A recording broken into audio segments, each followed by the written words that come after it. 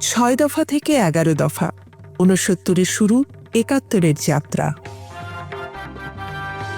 মুক্তিযুদ্ধ হঠাৎ করে হয়নি।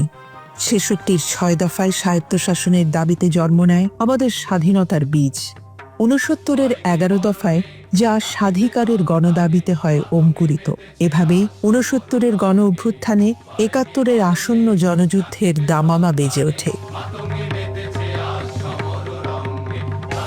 সে সময় আগরতলা মামলায় শেখ মুজিবুর রহমান ও 34 জন সামরিক, বেসামরিক, রাজনৈতিক ব্যক্তি বিশেষ সামরিক কারাগারে বন্দী। মৃত্যুদণ্ড অবশ্যম্ভাবী সবার। সামরিক আদালতে চলছে বিচার। ছাত্র ও শ্রমজীবী মানুষ রাজপথে নেমে আসে।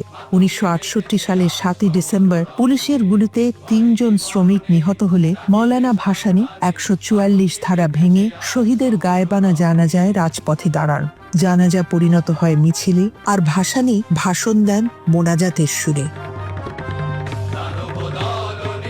1969 সালের 4 জানুয়ারি ডাকসু কার্যালয় থেকে সর্বদলীয় ছাত্র সংগ্রাম পরিষদ ঘোষণা করে 11 দফা কর্মসূচি। সারা দেশের মানুষ একজোট হয় আইয়ুব মোনায়েম সরকারের অন্যায়ের বিরুদ্ধে। 20 জানুয়ারি ঢাকা বিশ্ববিদ্যালয় ছাত্র আসাদের মৃত্যুতে দেশ জুড়ে গণবিস্ফোরণ ঘটে। এভাবে অগণিত শহীদের মৃত্যুতে ডিসেম্বর 1968 থেকে ফেব্রুয়ারি 1969 আইয়ুব খানের সামরিক শাসনের বিরুদ্ধে আন্দোলন রূপ নেয় এক অভূতপূর্ব গণ অভ্যুত্থানে, ইতিহাসে যা 69-এর গণ অভ্যুত্থান নামে পরিচিত।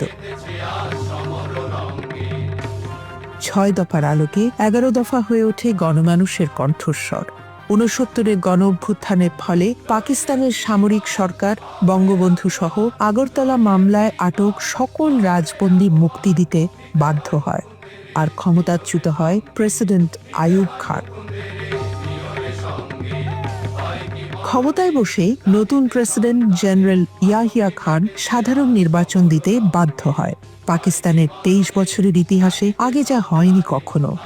সব মিলিয়ে জন্ম নেয় আমাদের জাতীয় অধিকারের ঐক্যবদ্ধ জাতীয় আন্দোলন। 69 শুধুই গণ অভ্যুত্থান নয়, প্রকৃত অর্থে ছিল মুক্তিযুদ্ধের ড্রেস রিহার্সাল। 11 দফা কর্মসূচির ঐতিহাসিক লিফলেট সহ 69-এর গণ অভ্যুত্থানের বহু আলোকচিত্র ও স্মৃতিস্মারক প্রদর্শিত হচ্ছে মুক্তিযুদ্ধ জাদুঘরের 1 নম্বর গ্যালারিতে। মুক্তিযুদ্ধ ও স্বাধীনতা সংগ্রামের ইতিহাস জানতে ভ্রমণ করুন মুক্তিযুদ্ধ জাদুঘর।